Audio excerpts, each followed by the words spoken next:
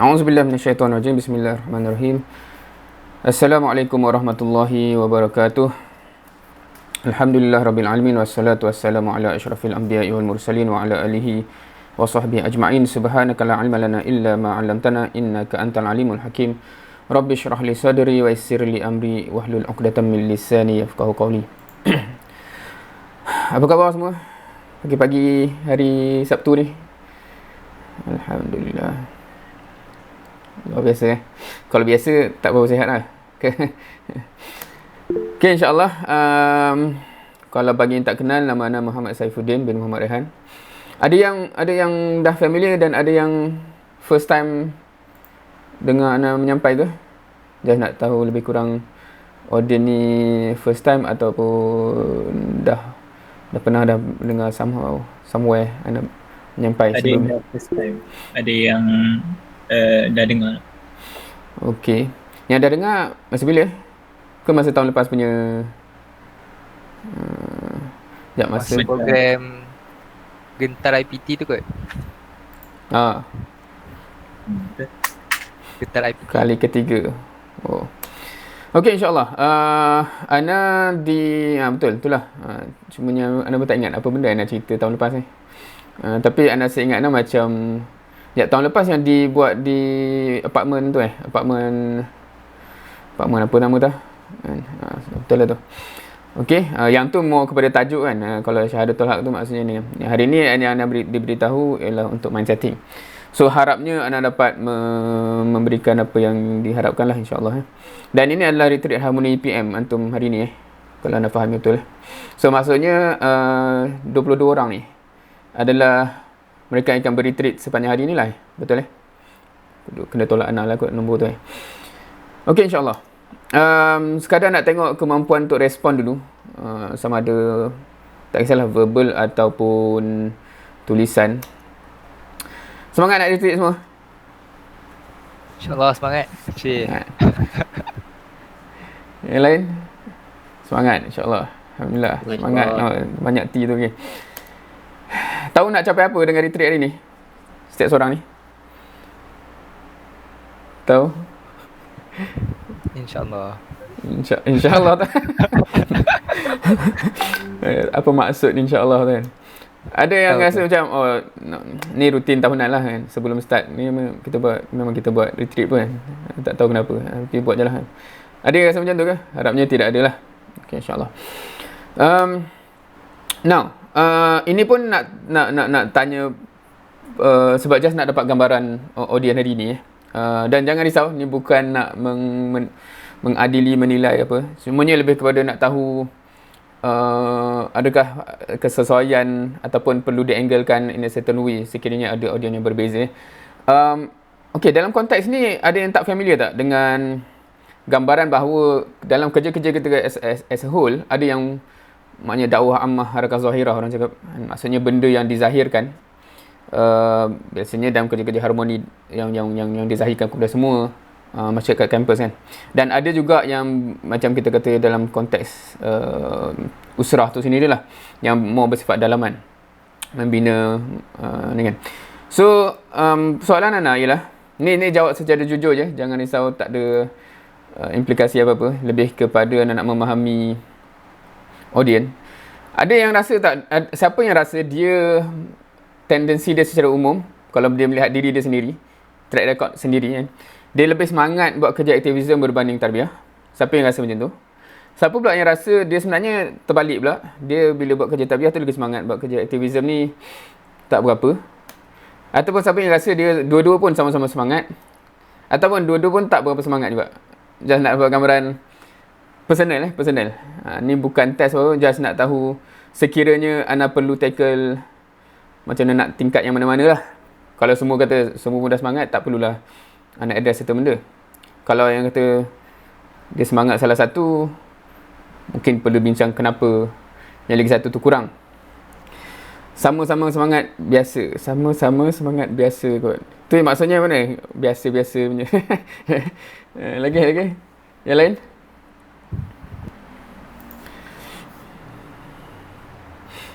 Oh, tadi laju jawab ni makin slow pula.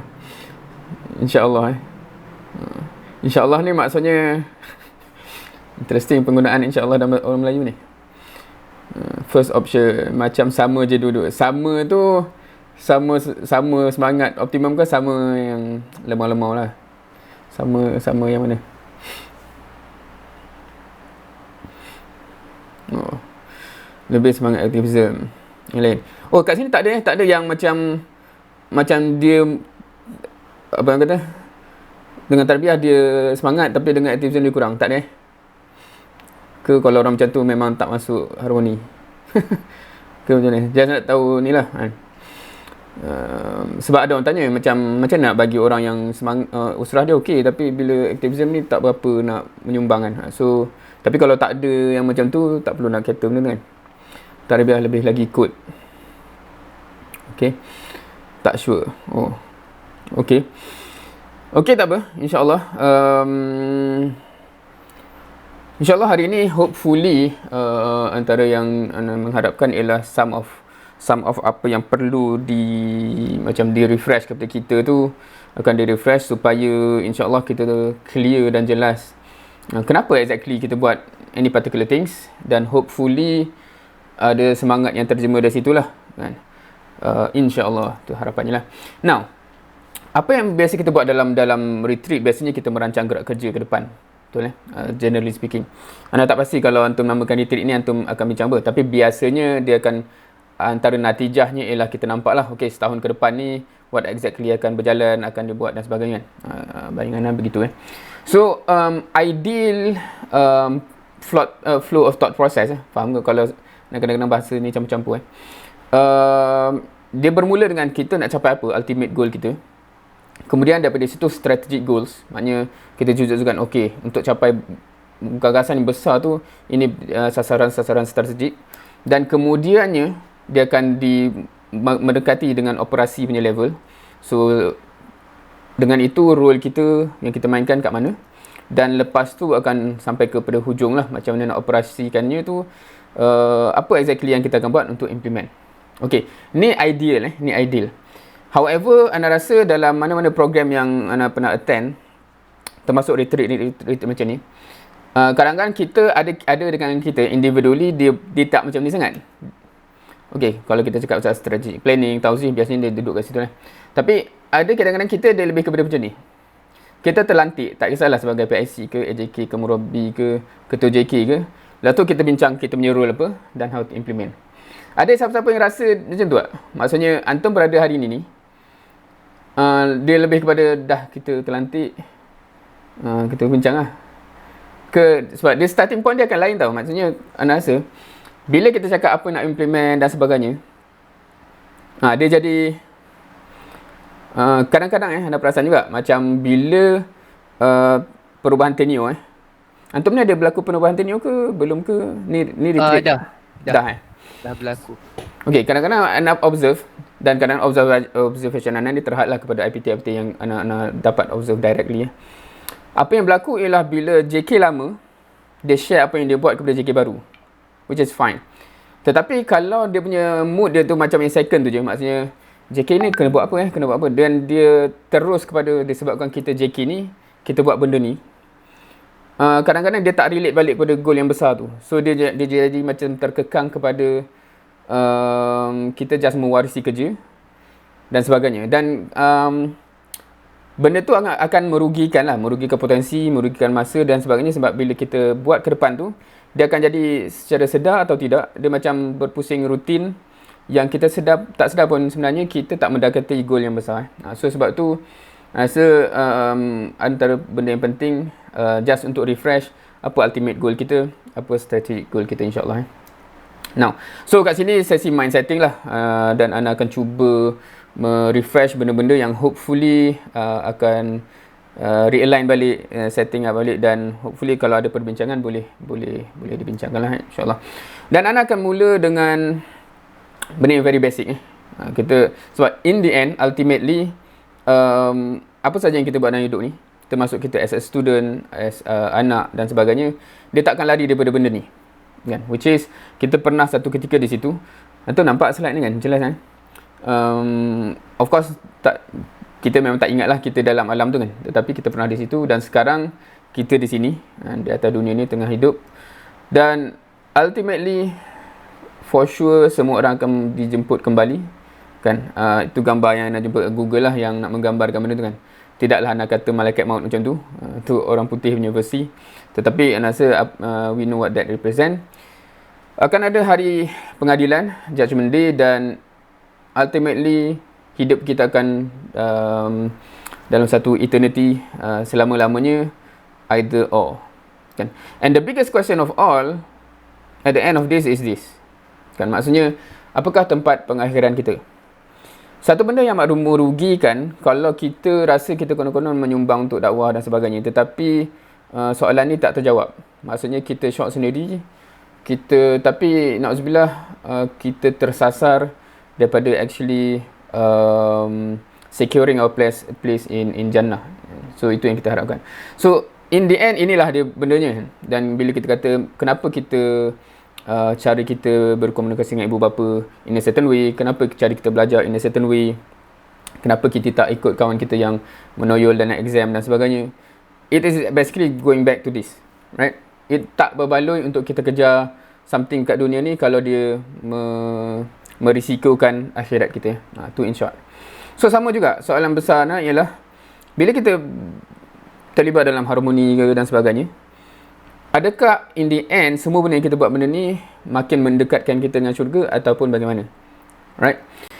So, okay, ni ambil slide dengan budak sekolah sebenarnya. So, tu jadi towards IPT tu.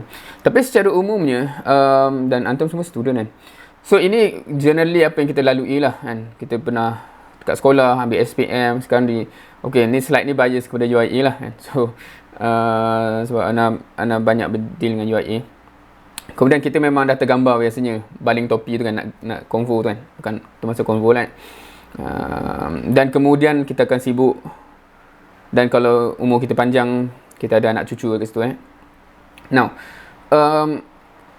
hakikatnya kalau kita tahu kita boleh dipanggil bila-bila masa saja, tetapi cara kita hidup day by day ni biasanya macam soalannya confirm kita akan grad dan sebagainya kan. Maknanya kita sempat hidup sampai ke waktu tu kan.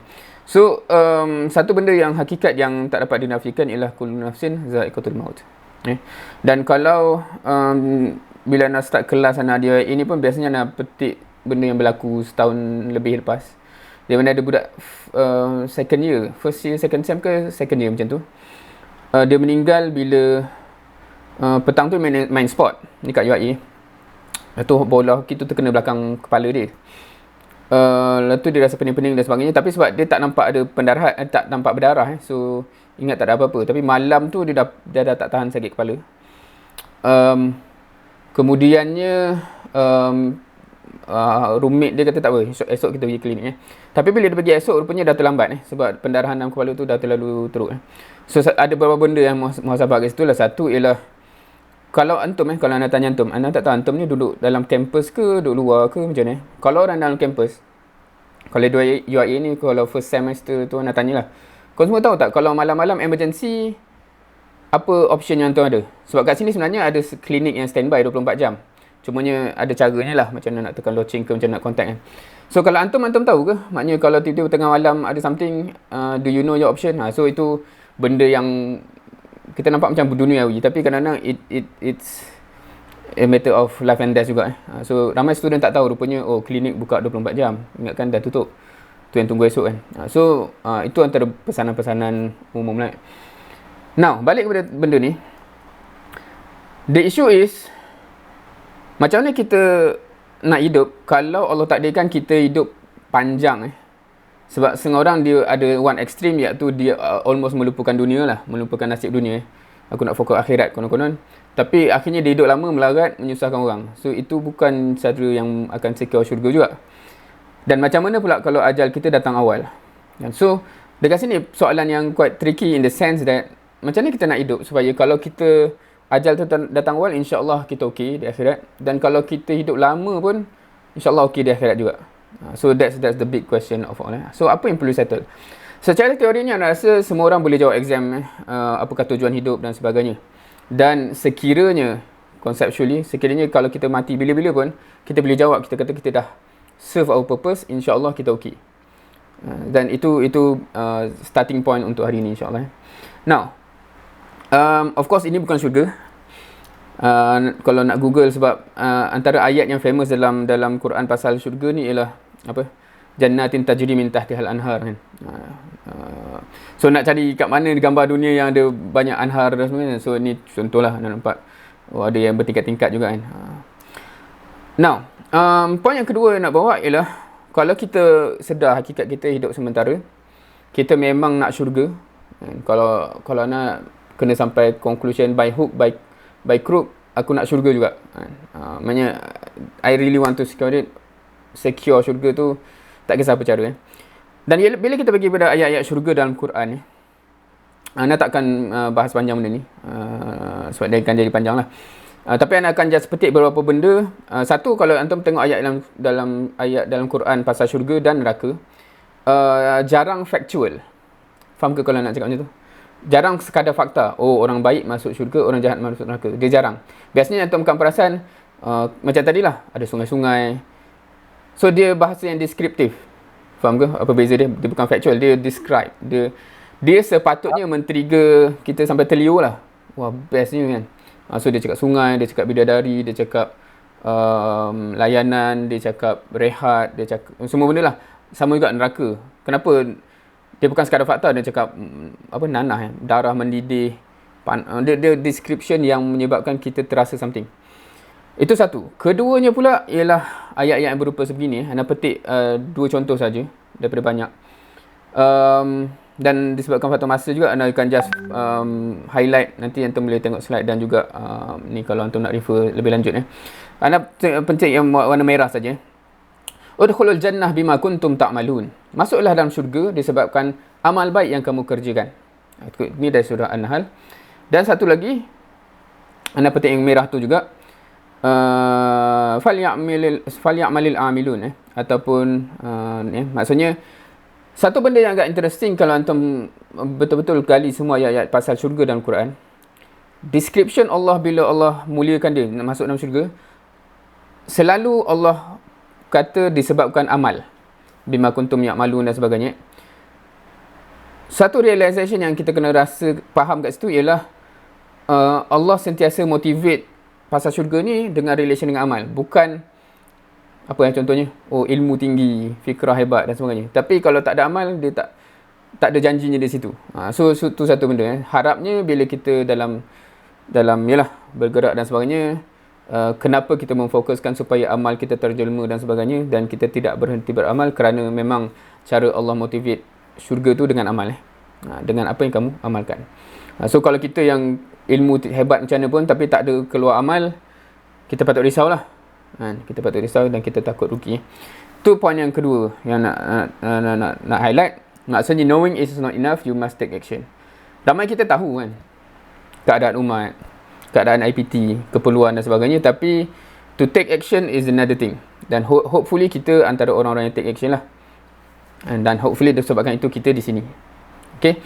Now, bagi siapa yang nak, sebab kalau anda go through semua ayat syurga tu panjang, so Ana just letak kat sini ni. Kalau ada yang berminat nak dengar benda tu untuk motivasi personal, boleh cari dekat channel tu, dekat playlist lah, rakaman penyampaian dalam bahasa Melayu.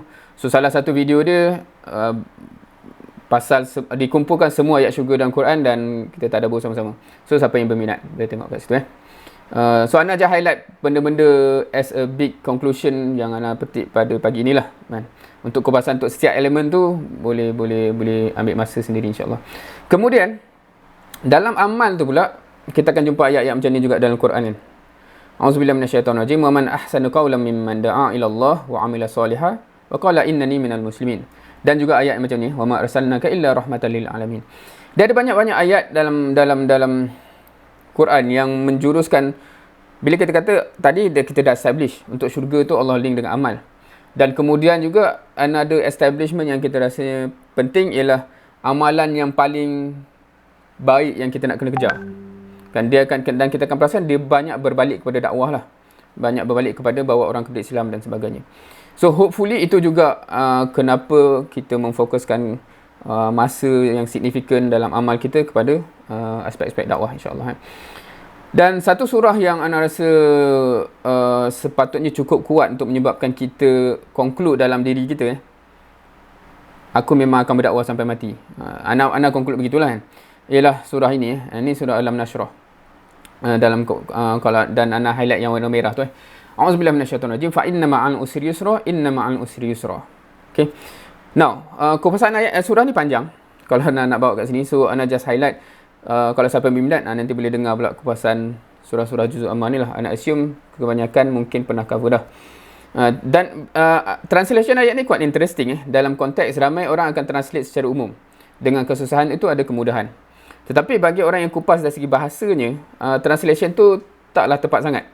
Sebab kesusahan tu ialah usr. Kalau anda tengok kat situ, kesenangan tu ialah yusr. Tetapi cara Allah menggunakan perkataan tu berbeza. Sebab dekat usr tu ada alif lam. Dekat yusr tu tak ada.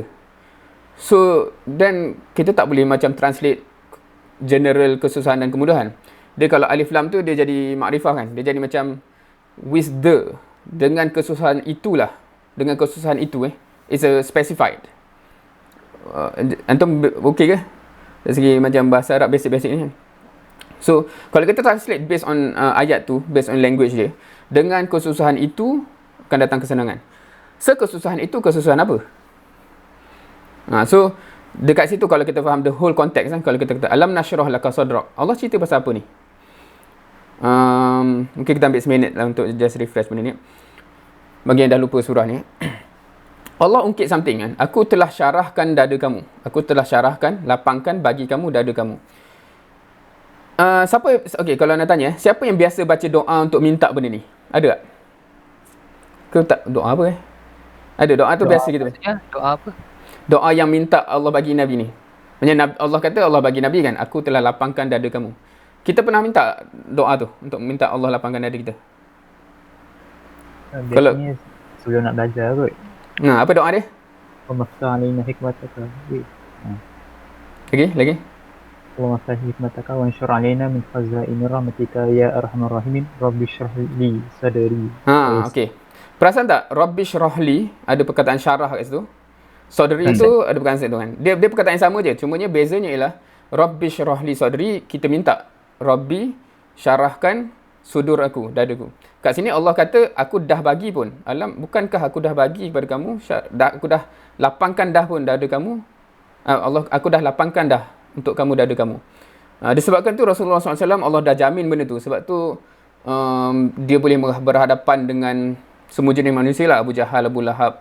Yang kalau kita hari-hari jumpa orang macam tu, pak saudara pula tu kan, duk tomah-tomah kita, sempit kot dada kan. Tapi Allah kata aku dah lapangkan dada kamu. Sebab tu kamu boleh. Okay, Rabbi syrah li sadri, kita ambil doa tu dari mana?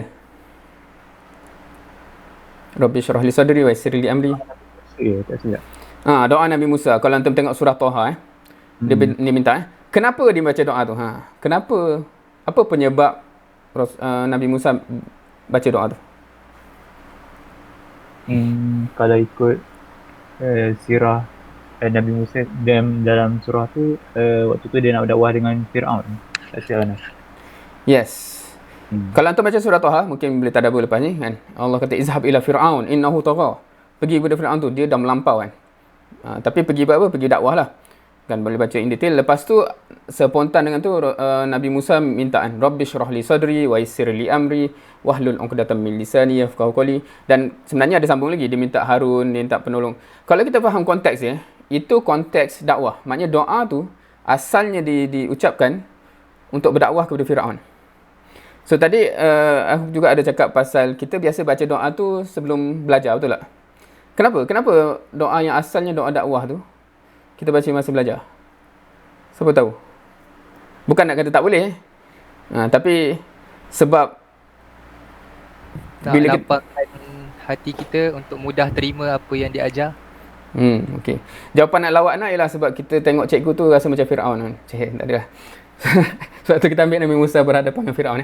Anyway, tapi kalau yalah, maknanya elemen-elemen daripada doa tu boleh lah terpakai juga, lapangkan dada dan sebagainya. Tapi kalau kita ambil maksud khusus Rabbi syrah li sadri, lapangkan dadaku, wa yassir li amri, mudahkan urusanku, wahlul 'uqdatam min lisani, rungkaikan simpulan lidah tu. Kita akan perasan semua tu cerita pasal nak mengurangkan kepayahan berdakwah lah sebenarnya asalnya. Now, tak apa baca doa tu masa bila-bila, tak apa kan. Tapi dia jadi pelik kalau kita tak masa nak berdakwah kita tak baca pula doa tu. Sebab asalnya doa tu memang bila nak jumpa mad'u. Okey. Balik pada sini, bila Allah ungkit, aku dah bagi pun benda ni dan anda tak pergi in detail. Allah cover ayat 2 3 tu. Allah sebut tentang cabaran-cabaran dakwah, bebanan-bebanan dakwah yang Allah dah bantu Nabi SAW.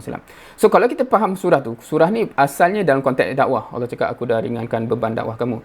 Kemudian bila kita sampai fa inna ma'al usri yusra, inna ma'al usri yusra, bila kita faham dengan kesusahan itulah kamu akan dapat kesenangan, dan anda pun takkan spend masa untuk kupas pasal yusra tu lah. Itu pun panjang juga. Kenapa dua ayat ni berulang? Betul, yusr tu jadi yusron. Usr tu bukan usron pula. So dia ada pembicaraan panjang. Tapi antara yang kupas, bila dua ayat berulang, tapi kesusahan tu dia still refer kepada kesusahan yang sama. Kesusahan itu yang maknanya dua-dua ayat itu juga. Tapi yusron tu general kan. So dia kata dengan kesusahan itulah kamu akan dapat kesenangan yang besar dan sebagainya. Ada yang kata dua kali tu dunia dan akhirat dan sebagainya, macam-macam tafsir. Tetapi apa yang mengasani anak personally ialah cara Allah mengubati bila Nabi berhadapan dengan cabaran tu, Allah kata dengan kesusahan inilah kamu akan dapat syurga yang hebat tu. Maksudnya sepatutnya by right kalau siapa yang faham surah ni, bila masa antum rasa macam mencabar je dakwah tu, ingat Allah kata dengan kesusahan itulah aku akan bagi kesenangan yang bukan calang-calang. Maknanya kesusahan itulah kesusahan jalan dakwah tu kan. Bukan kita cari susah, tetapi bila kita berhadapan dengan benda tu, kalau kita faham ayat macam ni, dia feeling dia jadi lain. Kita tak jadi macam depressed ke apa, tapi kita rasa inilah Allah nak bagi ni. Maknanya kalau kita hadapi juga, insya-Allah Allah dah janjikan syurga yang bukan calang-calang. So ini antara ayat-ayat yang sepatutnya mengconclude lah. Pada Ana kalau kita cover daripada An-Nas sampai Ad-Duha, sebab climax saya kata Ad-Duha dengan Alam Nashrah ni, dia sepatutnya kita dah tertanam dalam diri kita, memang my life will be for this kan? Aku tak akan tinggalkan dakwah sampai bila-bila, sebab itulah yang aku nak, syurga yang abadi, dan Allah janjikan dia ke situ. Okay, in short itu of course in detail, siapa yang tak pernah dapat surah-surah ni dan sebagainya, yang perlukan benda ni untuk keyakinan diri dan sebagainya, kita boleh susun sesi yang lain insya-Allah. Okay, itu yang kedua maksudnya kalau kita cakap tadi by hook by crook, first kita clear hidup ni sementara, kita akan ada dua ultimate destination yang kita nak ialah syurga. So kita nak by hook by crook, aku nak masuk syurga juga, dan Allah indicate dia dengan amal. Dia tak cukup sekadar faham, tahu sahaja. Dan kemudian antara amalan besar dan juga Allah janjikan directly pula ialah benda-benda dakwah.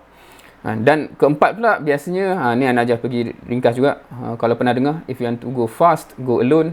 If you want to go far, go together.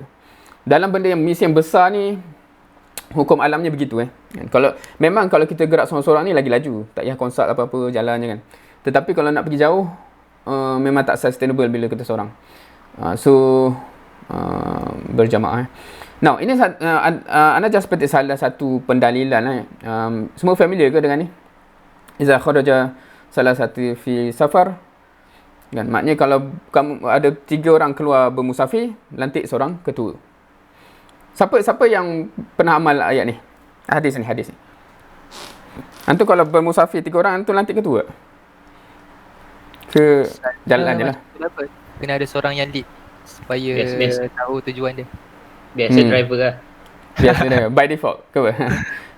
Okay, now apa beza bermusafir 3 orang dengan bermusafir 3 orang ada ketua? Antum biasa ke dengan konsep bekerja secara berjemaah? Word macam tu, so itu beza dia. Bermusafir 3 orang ialah bermusafir ramai-ramai. Bermusafir bila lantik ketua ialah bermusafir secara berjemaah. Boleh faham beza tak? Beramai-ramai belum tentu berjemaah. Rasa ada yang biasa, ada yang biasa dengar, ada yang tak biasa lah kot. Okay. So bila dalam Islam ni, kalau kita biasa dengan benda-benda yang core pasal Islam ni, dia akan balik-balik penekanan pasal berjemaah. Solat berjemaah lebih aula dan sebagainya. So konsep berjemaah tu termasuk macam hadis ni. Macam even kalau nak musafir, nak travel 3 orang pun disuruh untuk berjemaah. Berjemaah ni maksudnya apa? Kalau solat berjemaah tu, apa beza solat berjemaah dengan solat ramai-ramai? Ada yang tak clear tak? Kau ada yang ingat? Bukan berjemaah tu Ramai-ramai. maksud mana? Boleh jadi dia solat seorang-seorang tapi ramai-ramai kat tempat yang sama. Ha, betul. Itu biasanya senang, kalau biasanya nak ambil contoh solat bulan Ramadan lah. Bulan Ramadan biasanya orang ramai-ramai pergi solat tarawih kan. Tapi selepas isyak, sebelum tarawih biasanya orang bangun solat ba'diyah solat lepas isyak. Kita akan perasan ramai orang tengah solat, tapi dia tidak solat berjemaah kan. Dia solat seorang-seorang, kebetulan beramai-ramai.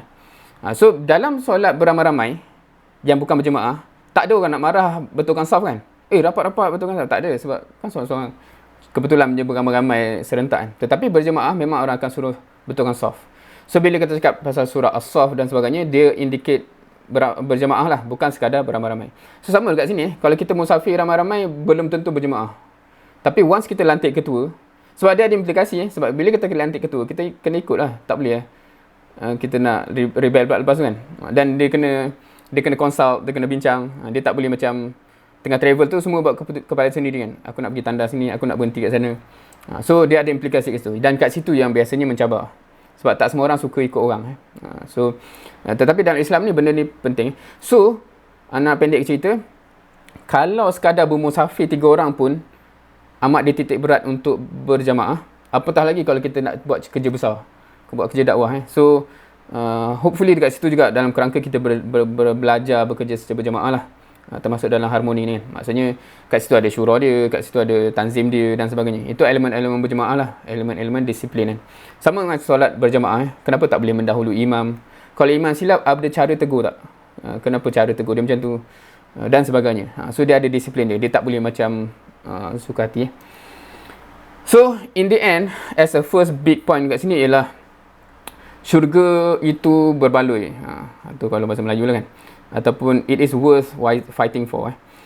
So Ana harap ini point yang kita dah establish lama dalam diri kita, ataupun kalau belum kita tanam betul-betul. Sebab when orang kata apa when something gets tough, the tough gets going. When the going gets tough, the tough gets going. Phrase dia betul namanya. Jalan ni mungkin akan mencabar. Dan kita akan ada musim yang kita hyper sibuk dengan assignment, exam dan sebagainya. Kita akan ada isu personal, kita ada jadual masing-masing dan sebagainya. Biasanya cabaran-cabaran tu part of the journey lah. Tetapi in the end, syurga itu berbaloi. So kalau kita ada iktikad tu, insyaAllah untuk mujahadah tu one step easier lah. Kalau kita tak ada benda besar yang mendasari semua benda tu, kalau benda ni hanya isi masa lapang, contoh bila dia mencabar, kita will easily discard it lah. Sebab dia macam buat apa yang aku nak susahkan diri aku ni kan. Okay, itu yang pertama. Now, masuk kepada poin yang sedikit lebih operational. Kalau nak tanya antum kita ni dalam kerja berdakwah ke, dalam kerja-kerja yang kita buat ni, perlu kerja hasil ke? Ataupun asalkan buat kerja pun dah okey?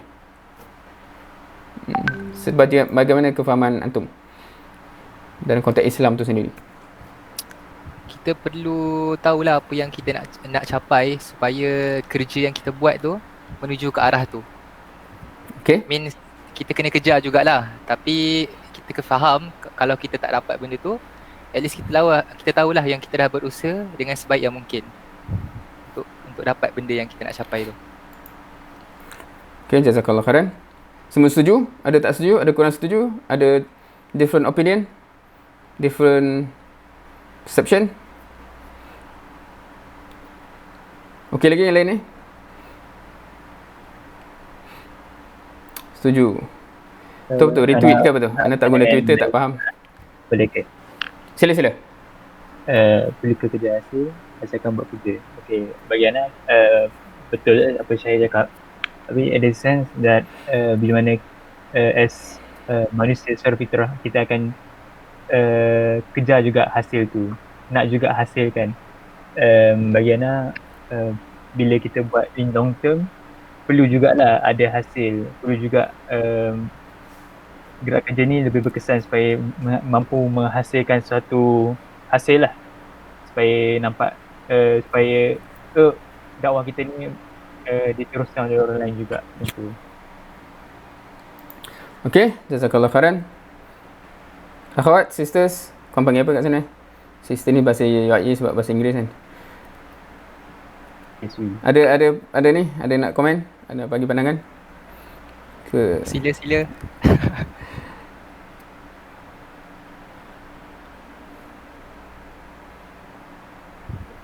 Uti Farah, Uti Aziana, ada pandangan? Pada saya, mungkin kalau kita mendapat hasil, itu akan memotivasikan kita untuk membuat kerja dengan lebih baik untuk yang seterusnya. okay, jazakallah khairan. In term of implikasi motivasi Okay, now mungkin kita pergi kepada sandaran-sandaran dan konteks Islam dulu Yang pertama, antum familiar dengan hadis unta merah? Ke tak familiar? Okey, ada dalam, rasa tak semua, tapi Tak Anak semua, perasan yang ni ada dalam kawaid dakwah kot. Tak silap. Okay, dalam kawan dakwah ada kan? Cuma rasa ada yang tak ni lagi ke kot. Okay, apa la yahdiyallahu bika rajulan wahidan khairul laka min humurin na'am, ataupun dalam bahasa Melayu lebih kurang, siapa yang Allah kurniakan hidayah kepada seseorang tu disebabkan dia, maka itu lebih baik untuk dia daripada unta merah.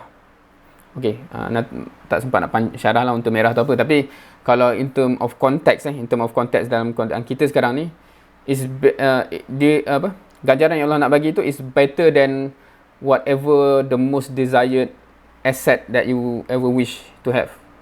Asset, faham ke asset? Macam kalau kita ni rumah mahligai ke, sebab anda perasan ramai orang kadang-kadang dia mensimilarkan dengan unta merah tu dengan Mercedes lah apa semua kan. Tetapi dalam konteks sekarang anda tak rasa itu asset yang besar lah. Sebab unta merah ni ketika itu adalah satu asset. Kalau sebut asset ni, faham ke asset?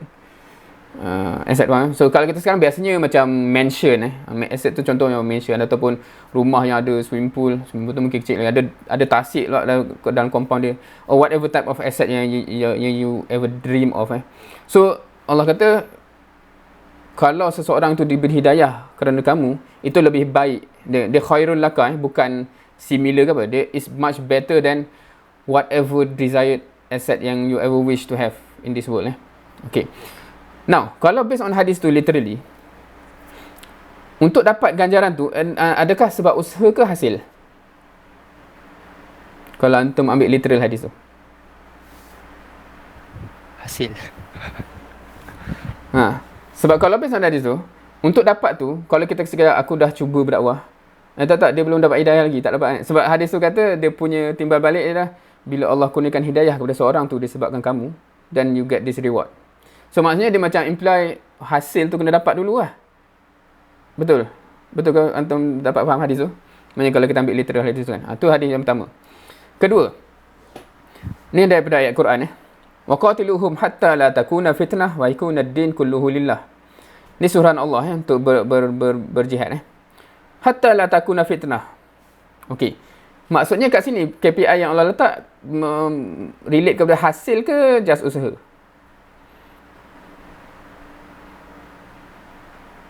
Hasil tadi sebab hatta la takuna. Dia macam sehingga tak ada lagi fitnah. Maknanya that's the KPI yang perlu capai. Maknanya sebelum tu tak boleh, you kena fight until that happen. Perasaan maknanya kalau kita perasan ada dalam macam ni. Contohnya ni hadis yang panjang. Anda rasa biasa kita pernah dengar awal dan akhir dia. Bila awal dia basically ada sahabat yang tanya kepada Rasulullah SAW. Bila Allah minta Rasulullah SAW doa untuk bantu kan, sebab dah terseksa ni kan. Anda just nak of course biasanya orang familiar dengan hujung ni, walakinnakum tasta'jilun, kamu ni tergesa-gesa. Tapi anda nak petik kat tengah-tengah tu bila Rasulullah SAW respon dengan berjanji, wallahi la yutimman hadzal amr hatta yasira ar-rakib min Sana'a ila Hadramaut la yakhafu illa Allah aw az-zi'ba ala ghanami. Demi Allah akan sempurnakan juga urusan ni sehingga orang boleh bermusafir daripada Sana'a ke Hadramaut tanpa takutkan apa-apa kecuali takut kepada Allah dan risau ada serigala nak baham kambing dia. Apa yang tuan faham kat situ? Maksudnya dia ada indication kita nak certain hasil tak? Terhasilnya certain suasana dan sebagainya. So again and again, kalau tuan tengok dalil-dalil macam ni, dia macam hasil tu macam penting lah. Sebab dia macam sentiasa letak kita bekerja supaya jadi benda tu. Kita bekerja supaya dapat benda tu dan sebagainya kan. Even kalau kita kata antara motivasi yang besar daripada kalangan sahabat, tabi'in apa? Salah satunya ialah hadis pasal Konstantinopel. Itu pun hasil kan. Maksudnya of course natijah dia usaha, tapi dia sentiasa kejar. Selagi tak dapat hasil tu, memang terkejar sampai dapat Konstantinopel tu kan. So dalam konteks itu, kita tak boleh nak kata dalam Islam ni seolahnya macam tak kejar hasil. Sebab dalilnya mengabarkan cara kita usaha macam memang kita nak sampai jadi, sampai dapat. Wa ma arsalnaka illa rahmatan lil alamin. Sama juga kan. Sampai menjadi rahmat kepada sekalian alam. So all of this Ana just nak highlight kan, bila balik kepada point ni, perlu kejar hasil tak? By nature, kalau kita tengok apa yang berlaku dalam sirah, dalam Quran dan sebagainya, dia memang kena kejar hasil. However, macam mana yang datang yang another angle tu? Another angle tu biasanya datang dalam konteks apa?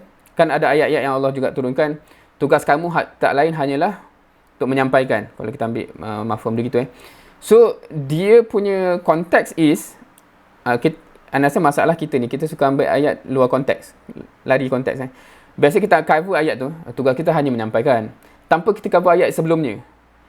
Sebenarnya ayat-ayat sebelumnya dan sebagainya dah establish kena kejar hasil tu. However, hasil tu Allah yang bagi, dan Allah boleh uji kamu dengan tak bagi hasil. In any case, tugas kamu hanya menyampaikan. Maknanya because hasil tu Allah yang bagi. Maknanya Allah boleh tangguh, Allah boleh bagi ketika itu, Allah boleh bagi kemudian. But your task is just to make sure you do what is necessary to achieve apa yang sepatutnya dia achieve. So dia ayat-ayat sebegitu, kalau siapa yang baca tadi ada sebut kawaid dakwah. Kawaid dakwah pun susunannya begitu. Asas yang kedua tu memang kerja pasal hasil, cerita pasal hasil. Semua cerita dalam asas yang kedua kalau pembahasan dia cerita pasal hasil. Maknanya tak timbul lah cerita-cerita dalam asas kedua tu kalau hasil tak dapat. Contohnya apa? Dengan hasil dakwah lah orang yang jahiliah tu akan masuk camp Islam dan melemahkan camp jahiliah. Tapi kalau tak capai hasil tu, tak jadilah benda tu kan. Kemudian asas ketiga tu baru ditampung, tapi realiti dakwah ni tak semudah itu kan. Allah boleh tangguhkan benda tu lama. Kita akan, so in that case you kena tahu ganjaran you tak tertakluk kepada hasil. Tapi cara kerja kena macam nak capai hasil lah. Sebab tu isu je yang masalah rasa sekarang ialah bila orang cakap yang penting berusaha, ayat tu bahaya. Sebab dia macam soalannya macam as long as whatever usaha pun tak apa. Tapi tak, dia kena macam usaha yang logiknya sunatullah ni capai hasil. Tapi kalau Allah tangguhkan hasil tu, tak apa kan? Sebab Allah akan ganjarkan based on usaha kamu tu kan. So dia kena faham in proper context. Okay. So sebabkan itu, Ana rasa dia akan balik pada retreat antum lah. Kalau retreat tu macam tak apa-apa, yang penting kita buat something, itu problematic mindset. Dia tak boleh macam tu. Dia kena make sure cara kerja kita ni kalau ikut hukum alamnya insya-Allah dapat.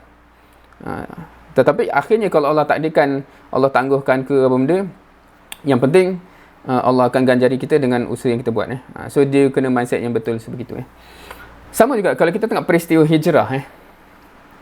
Apa yang besar dalam peristiwa hijrah? Okey, Ana kena accelerate sikit kat sini. Dalam peristiwa hijrah, satu benda yang amat kita kena ambil ibrah ialah strategi Rasulullah sallallahu alaihi wasallam. Betul tak? Macam-macam strategi yang Rasulullah sallallahu alaihi wasallam buat dan Ana assume semua familiar. Sedangkan kalau Allah nak bagi mudah, boleh tak? Contohnya apa?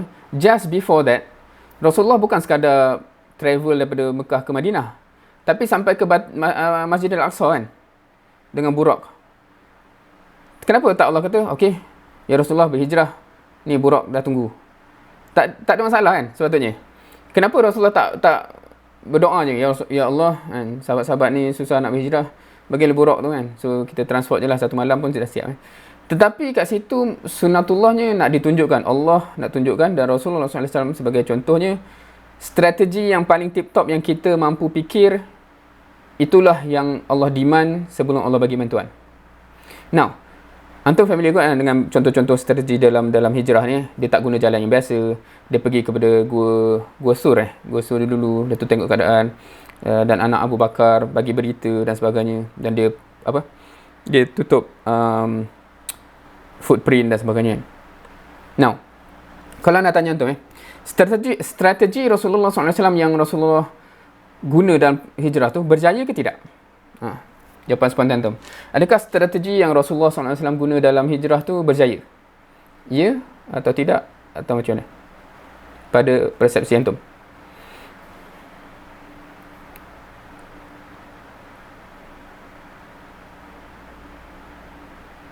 Oh, semua senyap ni. Tengah fikir ke?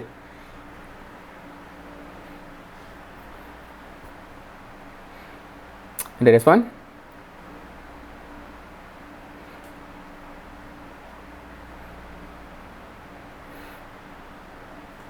Lamanya. Mana? Tak ada. So, ni jangan takut salah. Ni anda tanya anda tanya pandangan je. Bukan anda ni bukan pasal akidah ke apa. Nak tahu based on apa yang anda tahu pasal strategi yang Rasulullah SAW bawa dan guna dalam hijrah ni. Dan apa yang berlaku dalam hijrah tu, anda rasa berjaya tak? Ya berjaya. Lain? Ni semua macam takut nak jawab je ni. Bukan antum pimpinan. Kena confident, kena berjaya. Lagi? Tak ada nak lawan trend, nak jadi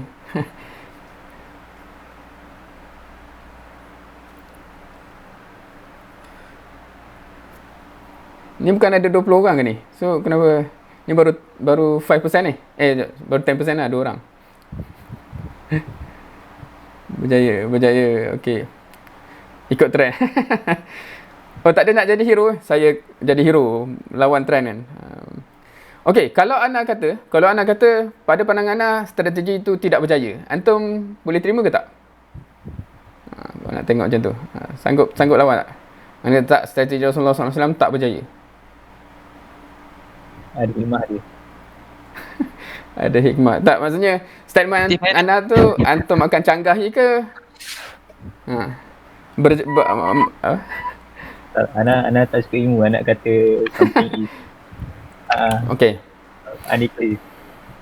Now, okay, kalau kita tengok dari segi sebab kita hari ni akan berstrategi kan, untuk bila retreat ni kita akan berstrategi lah, memikirkan strategi. Kalau kita tengok strategi dia, contohnya Rasulullah SAW dia tak ikut jalan biasa kan, lepas tu dia pergi ke gua tu dulu kan.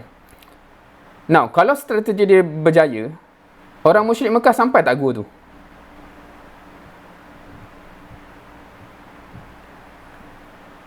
Sepatutnya tak sampai dah kan. Kalau strategi berjaya, sepatutnya kita tahu dalam sirah memang orang tu sampai depan gua tu kan.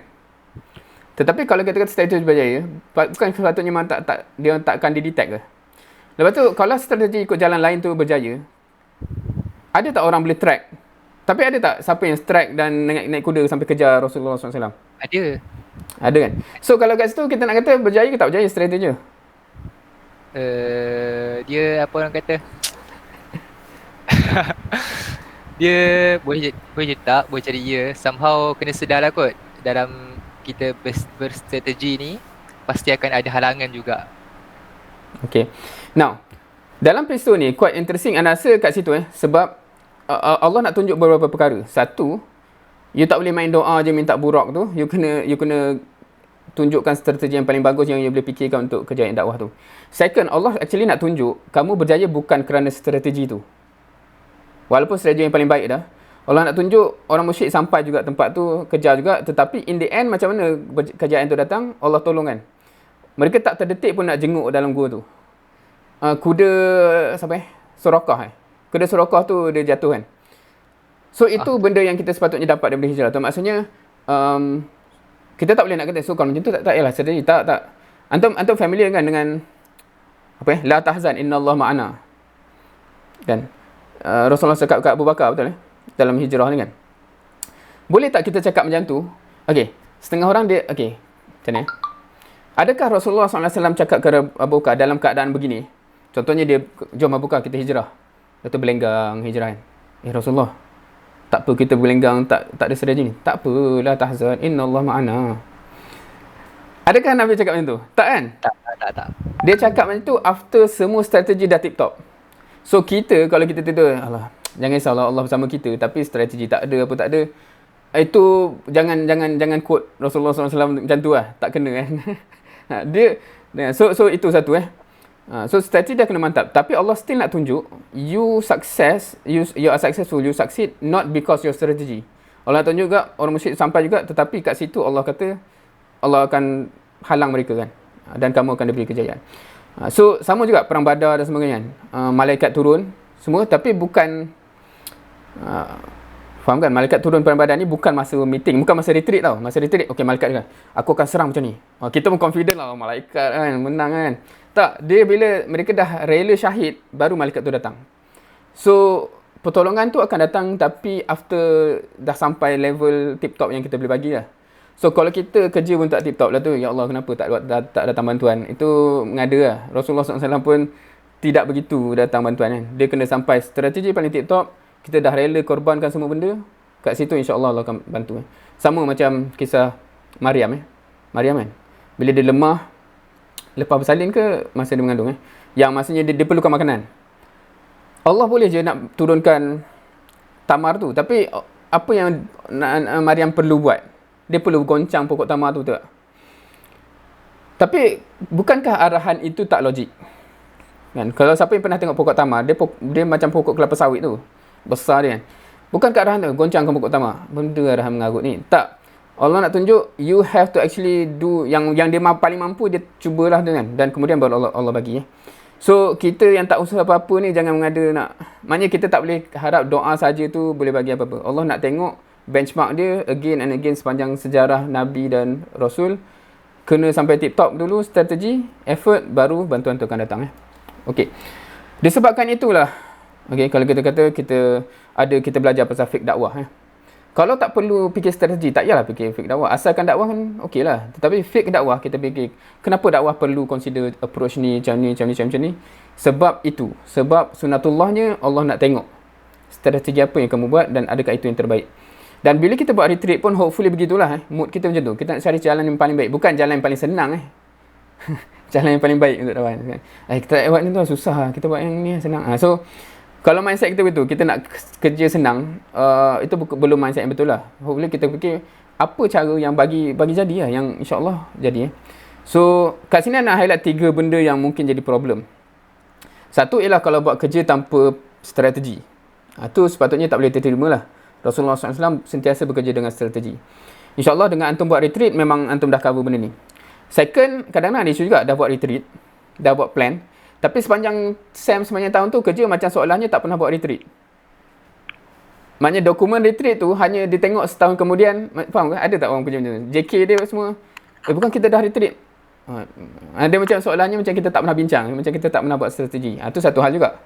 Bila kita kerja tu totally isolated daripada strategi kan. Macam tak pernah buat plan. Yang ketiga pula nak rasa satu problem ialah cara kita plan tu sendiri untuk buat kerja. Faham ke ayat tu? Ataupun untuk penuhkan takwim. Penuhkan kalender. Sepatutnya kita plan untuk capai hasil. Faham beza? Macam nak bagi jadi. Bukan at least ada aktiviti, boleh lah. Sepatutnya tak gitu. Sepatutnya tidak begitu. So kadang-kadang anda perasan ramai yang bila dia buat planning tu just untuk penuhkan aktiviti, bukan untuk achieve something. So that shouldn't be. Kita kena macam nak bagi jadi ni. Macam nak bagi jadi. Sebab biasanya kalau kita macam tu, kerja dia susah sikit lah. Sebab kita kena cater certain points kan. Tapi kalau kita nak senang, baik tak payah fikir benda tu. Buat aktiviti sajalah. Tapi hopefully kita dah sedar kita kena buat apa. Kita plan untuk capai tujuan, bukan sekadar untuk menyusun kerja atau aktiviti. So this is crucial. This is crucial mindset lah. Okay. Now, bila kita nak plan strategi, nak bagi sampai destinasi tu, ada 2 benda yang perlu. Satu location ni kalau kita ambil analogi GPS. Satu lokasi semasa. Baru dia boleh chart jalan tu. Isu sekarang, kadang-kadang orang buat plan ni, dia tak tahu pun dia sekarang kat mana. Apa kekuatan kita sekarang?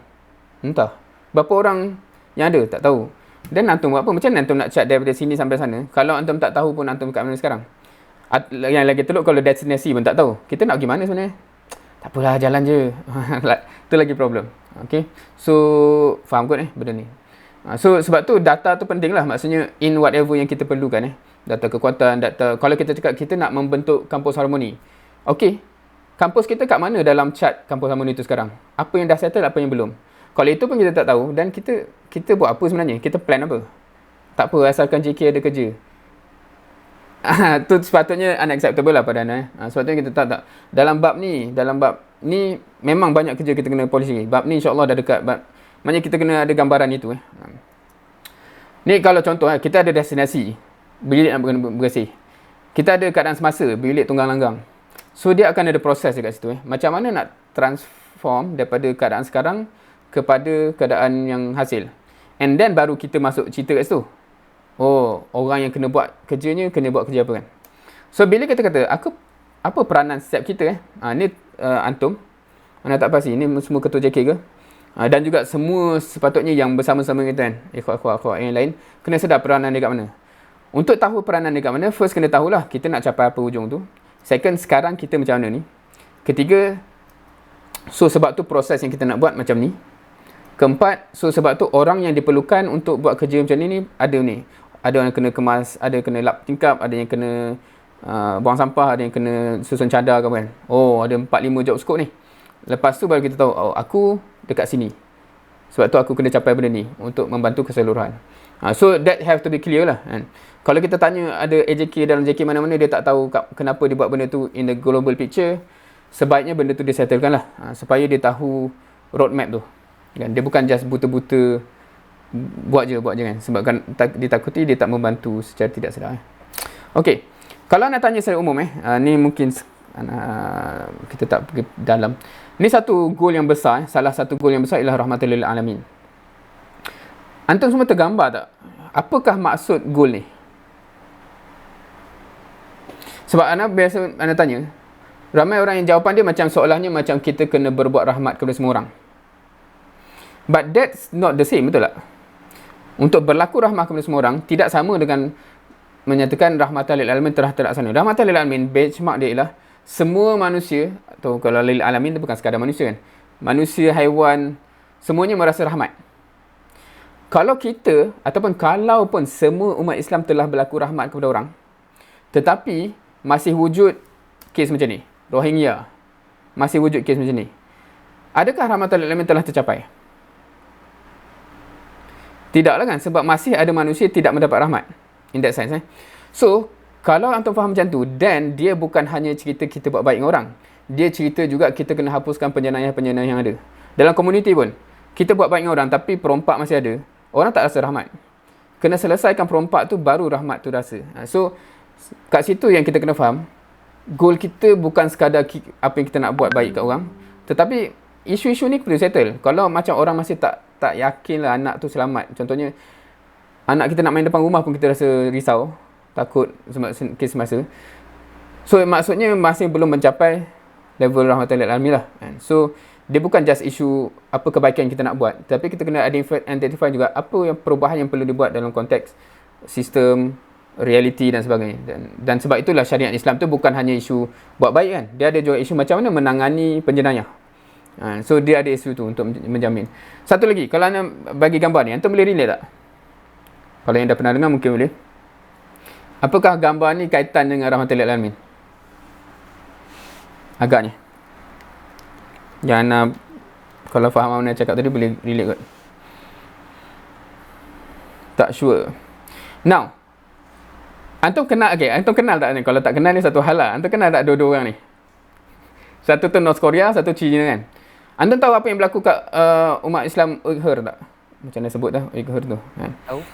Okey, selagi pemimpin China macam tu dan dia buat kepada umat Islam macam tu, tercapai tak KPI kita dalam konteks rahmatan lil alamin?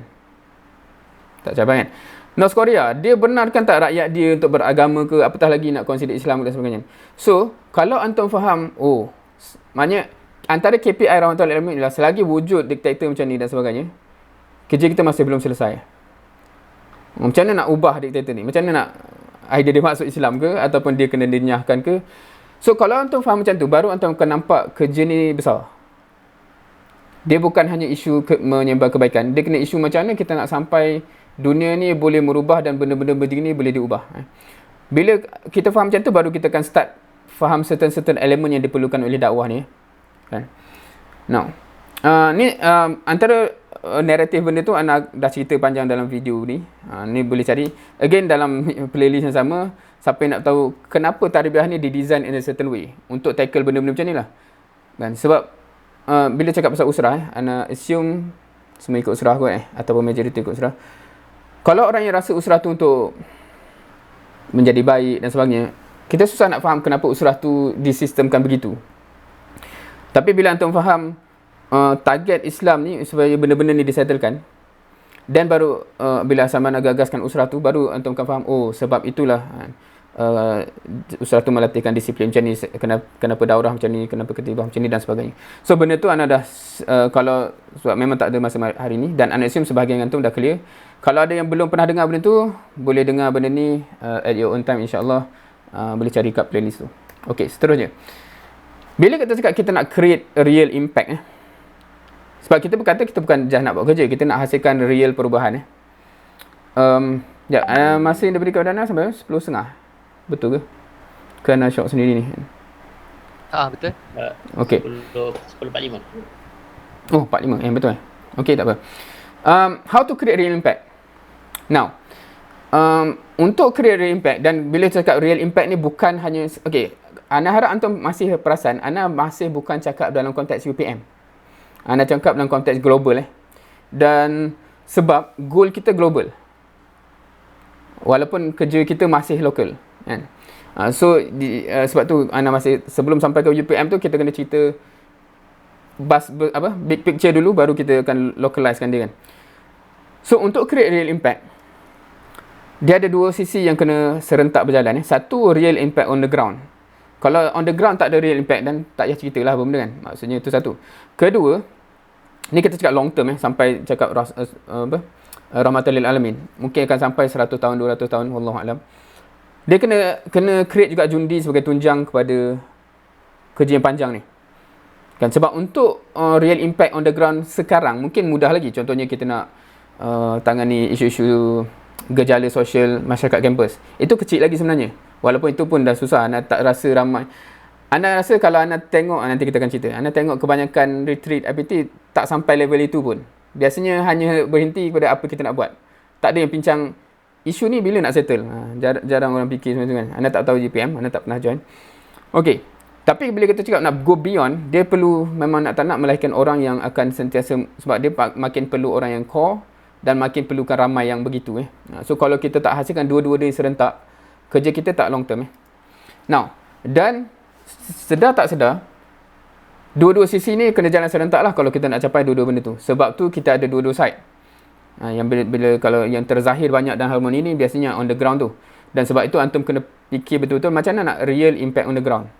Bukan untuk buat kerja saja, tapi untuk kerja tu alright. Untuk kerja tu kena bagi impact yang sebenar. Jundi Jundi ni bahasa Arab.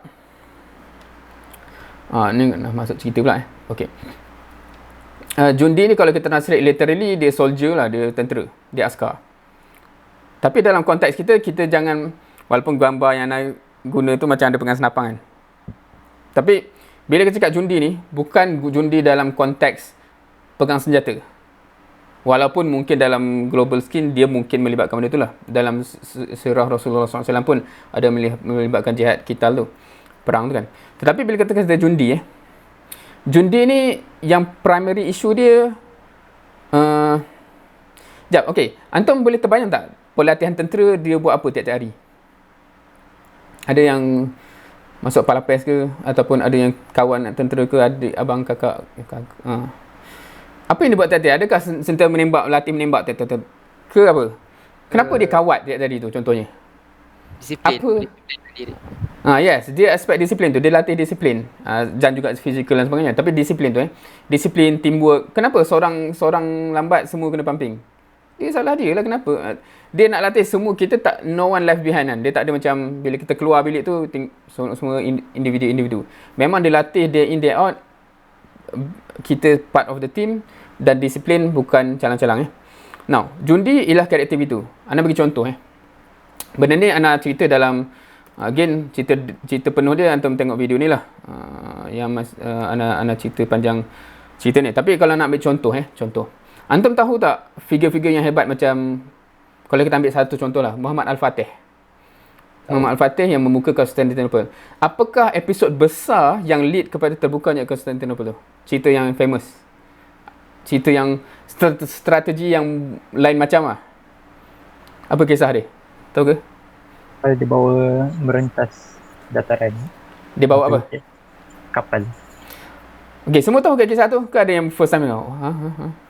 Kapal tu, sebab ceritanya dia memang datang armada kapal kan. Tetapi kat situ dibenting macam rantai-rantai dalam laut tu yang memang tak boleh tembus kan.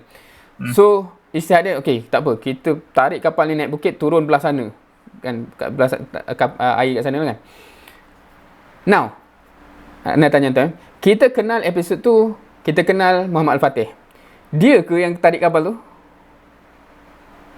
Askar dia, angkatan dia. Poin anak ialah, kalau kita tengok sepanjang sejarah, nama yang famous tu, dia berjaya sebab di belakangnya ada ribuan jundi. Bayangkan kita yang di belakang dia. Kalau anda suka buat contoh ni, kalau di belakang dia semua ikhwah-ikhwah kita kan. Jadi tak episod tu dalam sejarah? Okey semua ikhwah, tarik kapal ni. Ya Allah, Kiadah ni tak fikir kita susah. Kiadah ni apa strategi tak logik. Antum pernah rasa macam tak? Bila ada something tu macam susah, tak apa. Atau apa-apalah, apa respon. Itu semua menggambarkan respon yang taklah sampai level jundi. Maknanya kita, lunjit tu maksudnya sami'na wa ata'na kan. Maknanya ketua dia cakap, okay, ayai captain kan? Ataupun apalah kan. Roger and out ke benda. Dia macam, we do it. So, semua episod besar dalam sejarah, dia tidak akan berlaku kalau di belakang individu leader yang hebat tu, tidak ada ribuan jundi. Tu kena faham. So, bila kita kata kita membina jundi tu, kita nak bina orang yang insyaAllah tak kisah siapa yang akan jadi pemimpin hebat di masa depan tu, tapi ada jundi yang cukup untuk backing dia. Otherwise, strategi dia hebat macam mana pun, dia tak jadilah kan. Dia boleh, Al-Fatih boleh cakap, jom tarik kapal ke kan. Semua komplain je lah kan. Kalau ikhwah lagi lah contohnya, on the way ataupun apa kan. So, episod tu tak jadi kan. So, itu nak katanya kalau kita ni semua even meeting pun on the way tu memang jauh lah daripada jundi kan, jauh panggang dari api yang kata. So contoh itu maksudnya sebab tu ni dah masuk cerita tarbiyah sikit. Sebab tu kalau antum faham benda tu, apa yang kita nak bina, baru antum akan faham kenapa penting datang daurah, kenapa penting datang katibah. Contoh sebab okey, 1 minit lah aku nak cerita pasal ni. Bila cerita pasal tarbiyah, biasa anak akan tanya soalan ni jujur kan. Kenapa kena datang daurah Macam mana kalau orang kata, bang, saya kalau tak datang daurah pun bukan jadi jahat pun. Kenapa kena datang juga kan? Saya datang usrah tak boleh ke? Daurah ke sini saya malas kan? Tak, dia isunya kita melatih jundi tu. Maksudnya once kita faham, the whole system ialah untuk melatih disiplin dan sebagainya. Yes, semua orang sibuk. Anak sibuk, antum sibuk dan sebagainya. However, kita melatih diri kita untuk benda yang kita sepakati bersama. Okey, ini program kita bersama. Semua kena kumpul di situ on time dan sebagainya. Semua kena pandai-pandai menyusun kehidupan untuk make it happen. Kesibukan, semua orang sibuk. Dia tak ada orang tak sibuk dalam dakwah ni kan. Tetapi kita melatih diri kita dan benda yang kecil tu untuk memampukan diri kita untuk menyusun kehidupan masing-masing supaya benda yang disepakati bersama tu ataupun strategi komitmen bersama tu tip-top terjaga. Halaqahnya, daurah dan sebagainya. Itu elemen penting. So, kalau ada uzur syar'i, ada cara dia. Macam nak minta izin, macam dan sebagainya. Ke tak beritahu, tak tahu, tak datang, ke lambat sampai dan sebagainya. So, tu belum cakap pasal pelaksanaan inside the wasilah. So, itu contoh-contoh lah. Akan ada cerita panjang yang nak cerita dalam video tadi tu. Nak relate kenapa cara Al-Banna gagaskan sistem usrah tu memang untuk latih jundi. Dia latih disiplin tip-top. Supaya kita nanti bila berhadapan dengan cabaran yang lebih besar, kita dah terlatih untuk deal. Kan? Maksudnya disiplin diri tu tip-top insyaAllah. Okay? So, itu ceritanya. So, real impact on the ground dan jundi sebagai tunjang. Of course, hari ni penekanan Ana dalam jambatan ini banyak kepada impact tu lah. Sebab kita antum akan bincang pasal macam mana nak hasilkan impact dalam retreat ni kan. Okay. Siapa kat sini kalau Ana tanya, antum fikir tak pasal survival dakwah dan tarbiyah di UPM? Kalau on personal level masing-masing. Atau memang jadi concern tu, macam mana nak bagi ada pewarisan contohnya lah work yang biasa guna. Anda fikir tak? Ke ada macam fikirlah kod. Okay, Sama lah. adakah itu benchmark yang bagus?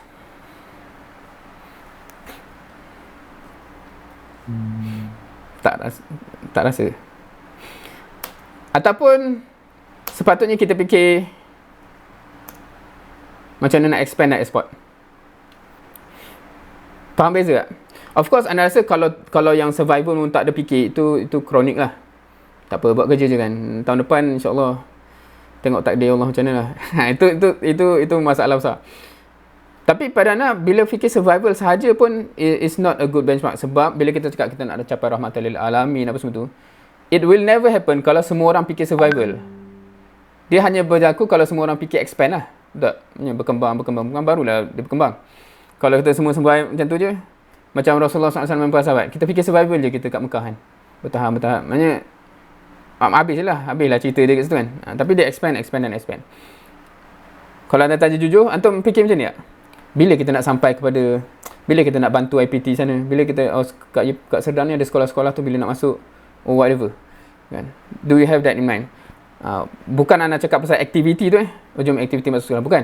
Maksud anak ialah sistem tu berkembang. Maknanya of course dia akan take stages lah, macam mana nak kuatkan core kita, lepas tu macam mana nak expand kan. Biasanya anak agak terbuka mata benda ni bila anak masa dulu anak pergi PhD di Perancis lah kan. Bila anak buat usrah tu memang jadi qadaya usrah, sebab kebetulan anak buat usrah yang agak awal di France kan.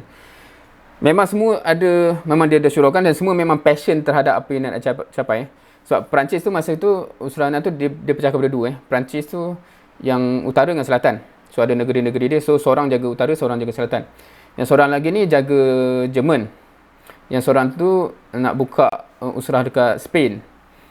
So dia macam tu maksudnya semua fikir macam nak expand, macam mana nak kembangkan lagi beyond negara ni. So harapnya you have that mindset lah, macam mana kita berkembang. So untuk berkembang tu of course kita kena siapkan jundi tadi lah, macam mana kita nak siapkan enough soldiers, enough orang yang faham, enough orang yang passionate supaya benda tu boleh berkembang. Dia bukan just menambah kerja. Okay, ini ni cerita pasal implementation of ni.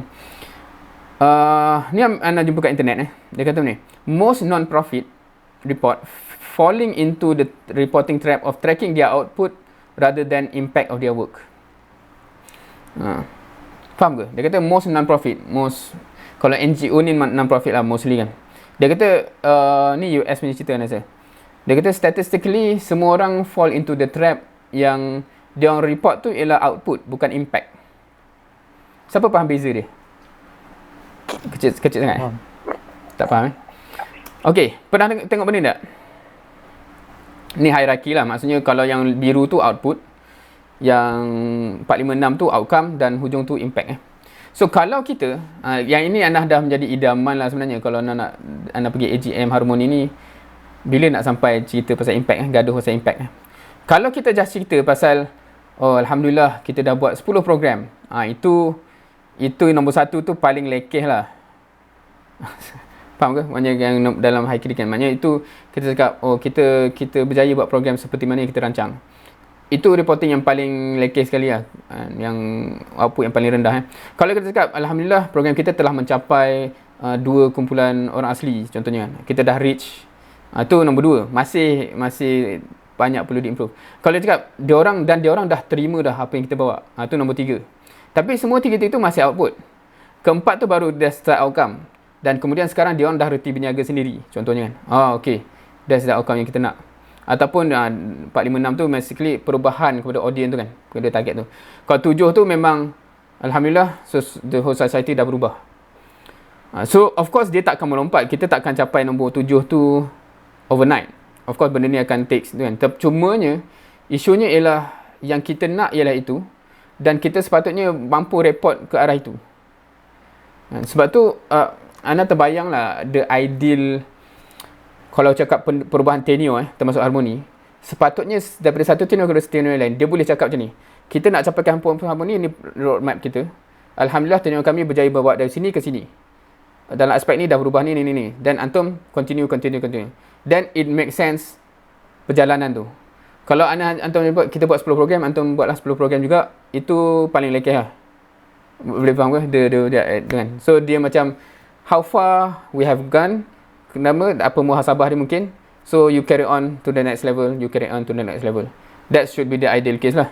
Otherwise dia jadi macam semua fikir buat kerja balik, semua fikir buat. Maksudnya dia kerja base, dia bukan objective base kan. We should be very clear what we are talking. Kampus sama ni tu apa rupa dia.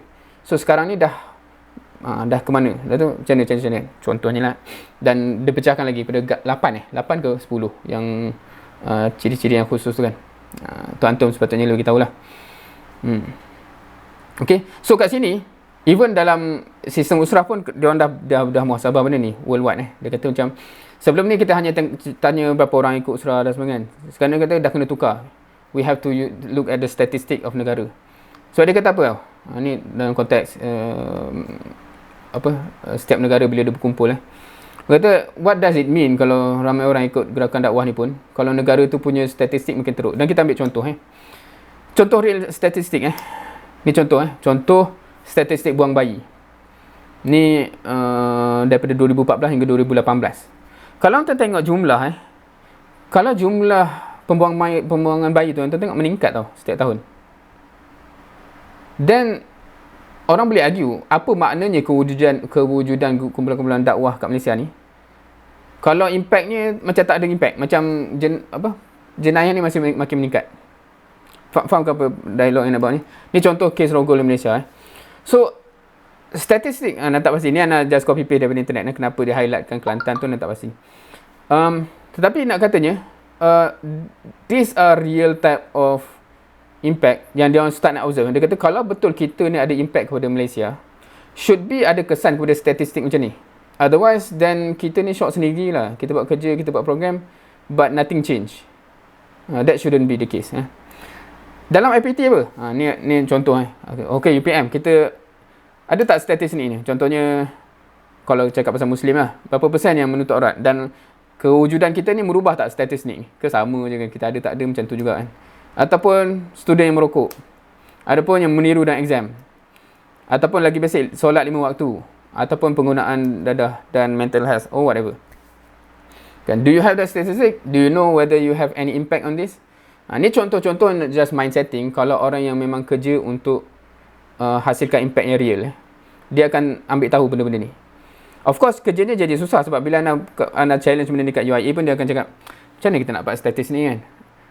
Dan biasanya argument yang dia orang counter ialah susah nak gadget, susah nak measure, so tak payah fikir. Anda kata mana boleh macam tu? Kalau macam tu semua pun susah measure. Macam boleh kita measure iman, so tak payah fikirlah pasal iman. Boleh kita macam redha Allah boleh measure, tak payah kerja. Mana boleh fikir macam tu? The other way around sepatutnya kan. Kita memang nak macam tu, so we have to find ways to measure. Kalau kita dapat push universiti untuk measure statistik ni, dan semua orang boleh ambil manfaat. So kalau antum ada agenda macam tu, engage universiti, dia orang sepatutnya ada resources untuk measure benda ni kan. Dan kadang-kadang ada, cuma dia tak dedahkan sebab menakutkan. Sebab kadang-kadang kalau statistik universiti pasal kalau kat UIA ni pun isu ganja pun kan, kalau didedahkan memang orang risau nak masuk lah. So anak saya setengah universiti pun ada statistik yang menakutkan macam tu kan. Macam contohnya kalau anda ambil contoh anda pun terkejut masa anda masuk UIA ni bila dalam usrah tu, anda satu usrah tu anda bawa syariah, ambil syariah. Bila dia cerita dalam usrah, member dia yang syariah yang sebilik dengan dia tak solat 5 waktu, anda dah cuak dah. Macam mana tu? Nanti dia grad, dia akan jadi ustaz. Tapi dia tak solat 5 waktu.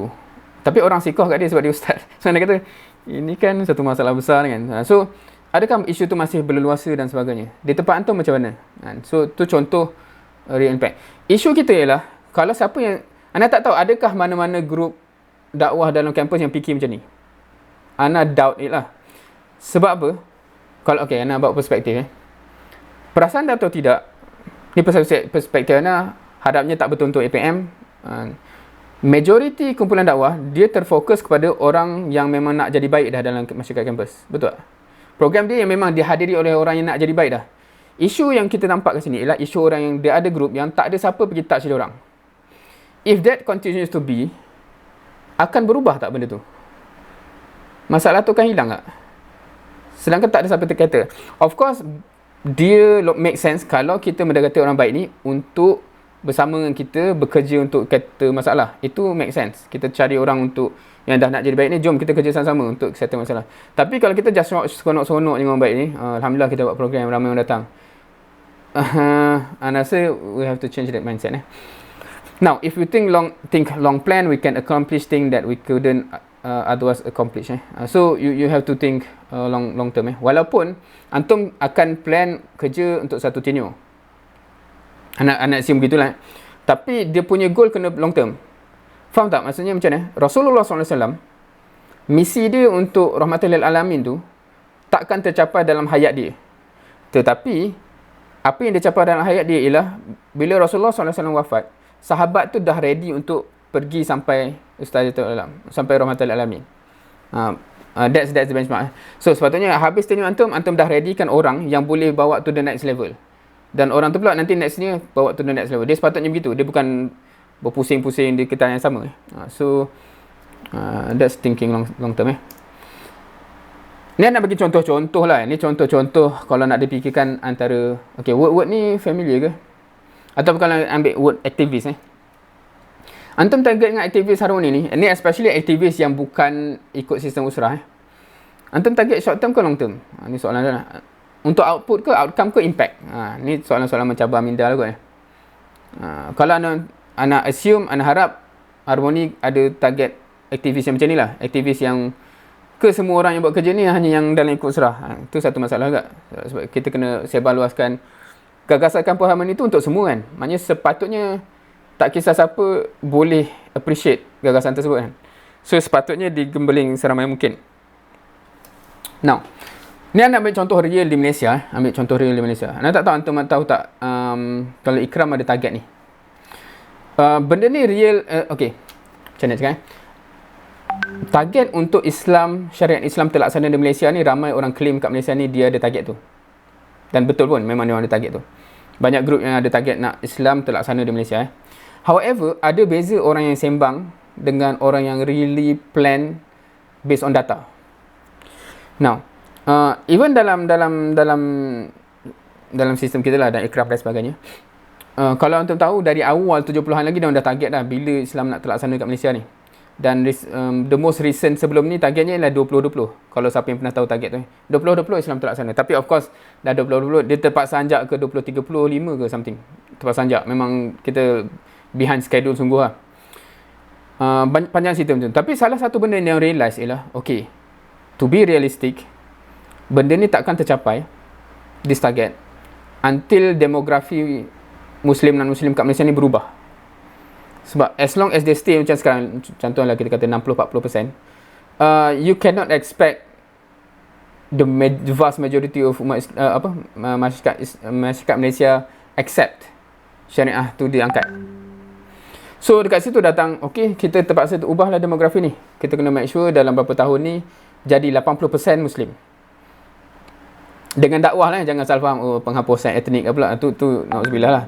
Bukan itu Maksudnya dengan convert orang atau revert orang Dan Hidayah Center ada dapat KPI ni lah. Macam mana nak tukar daripada sekarang kata 60% kepada 80%. Maknanya jutaan orang perlu diislamkan Dan dia orang kerja gila-gila. Now, ini salah satu contoh target yang diletakkan untuk akhirnya impact besar hujung tu dapat dibuat. Kan? So daripada impact tu sepatutnya kan kita boleh fikir apakah outcome yang perlu dan apa output yang perlu. Contohnya impact hujung tu ialah 80% masyarakat Malaysia dah Muslim. So satu contoh kalau kita nak menyumbang direct, Harmoni nak menyumbang direct kat situ contohnya. So one of the outcome of kerja kita di IPT ni ialah lepas budak-budak ni grad, masyarakat kampus ni grad, dia jadi aktivis tegar Hidayah Center contohlah, ataupun any group lah, dengan Syakirit ke dengan Firdaus Wong ke, tak kisah, as long as dia passionate untuk dakwah non-Muslim. Itu outcome yang kita nak contohnya kan. Then output dia, kalau kita ambil outcome dia semua orang associate dengan Hidayah Center for life, output dia ialah aktivis Harmoni ni dia link dengan Hidayah Center. Ni contoh cara fikir, faham ke ni? Sebab contohnya perlu ke Hidayah Center ni, contohnya kita perlu ke kalau kita buat street dakwah ni dengan Hidayah Center contohnya, dia taklah perlu in itself. Tapi kalau antum fikir macam ni, contohnya kalau antum menggariskan untuk seseorang tu bukan hanya bergiat dalam aspek tu di UPM, ataupun di IPT, dia akan terus menyumbang kepada Malaysia ni sepanjang hidup dia. Dia logiknya association tu kena terbina dulu. Ideally speaking. Kalau tak dia akan habis tu dia akan macam ni.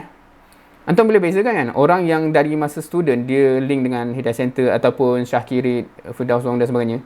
Dia grad pun dia masih sama, dia masih continue. Berbanding orang yang Ana tak tahulah harmoni antum, sebab Ana sefaham lah kalau harmoni ni dia akan habis dalam masa grad sebab dia tak boleh nak cari harmoni kat luar IPT kan. Ni harmoni mana-mana pun lah. So kalau dia punya association tu hanya dengan harmoni, kita tak linkkan juga dengan something kat luar yang dia akan continue, then we are not planning for long term. Tu contoh lah, ni contoh. So ni contoh dalam konteks dakwah non-Muslim. Dia banyak lagi contoh. Kalau orang yang passionate apa, kita linkkan ke dengan Radatul Sakinah ke, Anda Bijak Zodi Zina ke, whatever. Dia akan ada continuation. Berbanding hanya dia pernah, dulu Pakcik pernah lah masa zaman universiti tu. Dia jadi cerita macam tu. Dia bukan jadi orang yang berterusan buat kerja. So we have to think macam mana, bukan sekadar dia beraktivism dekat universiti, tapi kita design supaya dia boleh terus, walaupun kita tak kenal dia lepas ni, sumbangannya direct kepada dakwah di Malaysia dalam apa-apa capacity. Dan kalau kita boleh berjaya buat benda tu, saham kita cukup besar. Sebab kalau tak, saham kita hanya masa dia buat aktiviti di universiti. Tapi kalau kita buat benda ni, kita masih pocket the saham sepanjang dia hidup, sepanjang dia bekerja, insya-Allah. So you have to think big as such lah. So kalau antum being strategic, antum kena fikir macam tu lah. So benda ni membentuk cara antum planning sebenarnya kalau antum fikir long term. Dia tak hanya kita nak buat aktiviti, tapi macam nak gearkan aktiviti tu supaya orang yang kita sentuh tu dia sentiasa menyumbang kepada apa yang kita nak throughout his life, insya-Allah ke depan. Okey. Satu soalan yang biasa akan timbul ialah, nak expand semua ni jadi banyak sangat kerja ni. Siapa yang rasa macam tu? Alamak, nanti tak cukup tangan ni kan. Terbeban sangat ni. Siapa yang fikir, siapa yang bila dengar nak cerita ni dah rasa benda ni dah macam serius lah, makin tak cukup tangan dah. Makin terbeban lah lepas ni. Ke ada yang tak rasa? Ke makin best? Macam best ni. Now, kenapa rasa macam ni? Valid tak? Pada anak dalam keadaan sekarang valid. Cuma kat sini anak nak suruh kita rethink. Kalau company yang fikir besar, bila dia nak expand, dia buat apa? Any good company. Bila dia kita nak expand ke negeri ni, kita nak expand export apa semua kan, apa yang akan buat? Logiknya invest lagi. Ada satu crucial thing yang dia akan buat kalau nak make it happen. Kalau nak expand company tu, yes, dia memang ada strategi khas untuk rekrut kan. Dia akan seek and appoint human capital suitable and capable for the job, right? Dia tak akan pikul kat orang yang sama, betul tak? Kita 5 orang masa kita buka company ni, kita nak membesar pun tak apa, kita pikul lah 5 orang ni. Mana ada company yang bekerja macam tu? Dia akan rekrut. Dan kemudian bila dah ada orang tu, dia akan manage human resource. Masalah kita ni, kenapa kita tak fikir macam ni? Kita tak apa-apa, kita beban lah kat 5 orang yang sama tu. Itu masalah kita. Dia bukan masalah goal tu yang perlu dikecilkan. Dia masalah kita tak fikir secara rasional. Sepatutnya kita akan nampak when we want to go big.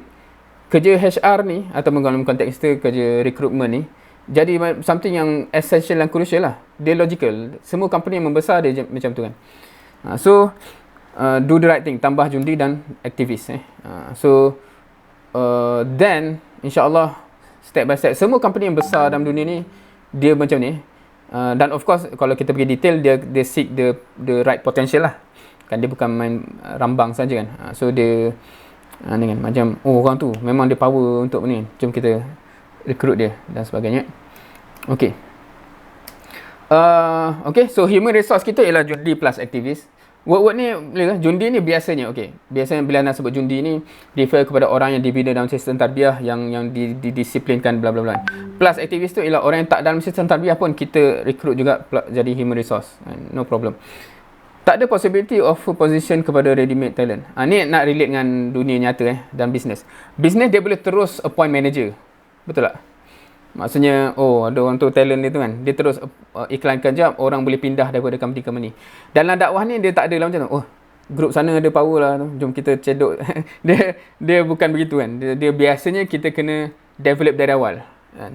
Tak ada macam tak tahulah kan, orang pergi cedok, oh tu tanzim sana tu kan, kita cedok. So itu tidak berlaku dalam dakwah kan. So jadi maksudnya HR kita kena lagi power lah, sebab kita kena develop fresh talent So before that need to scout and convince. So kat sini Ana rasa semalam kebetulan meeting dengan wakil-wakil harmoni, termasuk harmoni pusat. So dia kata sepatutnya setiap harmoni kawas cawangan very clear about this, takrif takwin tanfiz ni. Maknanya this should be the process that underlying process behind semua kerja kita dalam harmoni lah. Kan ada aspek-aspek ni dan clear siapa dan fasa mana, apa kerana proses ni. Sepatutnya semua ketua JK dia macam ni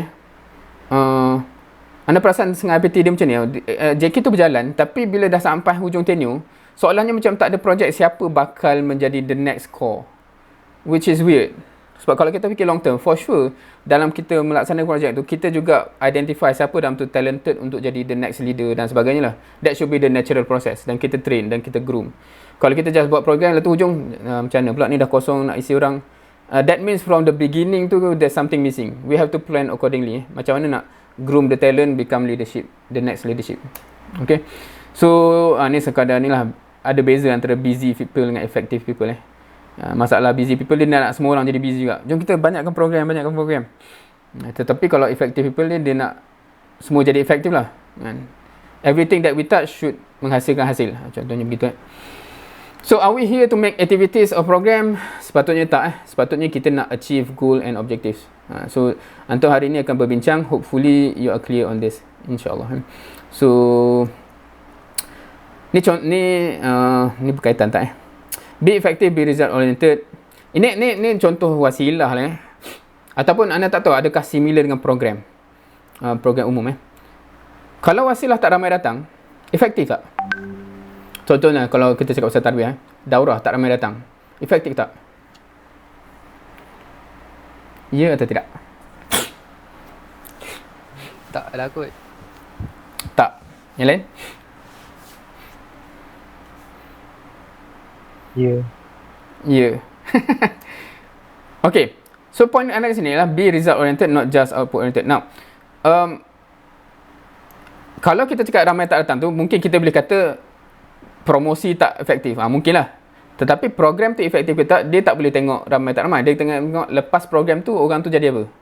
Faham ke beza dia? Dan Ana risau bila tengok ramai orang, dia jadi macam bukan ramai lah. Ana perasan bila Ana datang balik ke Malaysia ni, ke UAE tu, ada program-program yang di cancel sebab tak ramai nak datang tau. Ana jadi amat concern. Ana kata, jap, betul ke benda ni? Sebab apa tau? Kalau tak ramai yang nak datang, tapi dia nak datang tu indikator dia ready untuk diproses. Antum tak proses kat dia, that will be a missed opportunity. Faham ke maksudnya? Maknanya dia dah boleh proses, bagi dia jadi. Orang yang lain tu kita deal lah. Tapi kalau orang yang dah nak pun kita tak betul, tangguh lah, tak ada ramai datang, sorry lah. So we miss opportunity sebenarnya. Dia boleh go to the next level there and then, kita tangguhkan pula.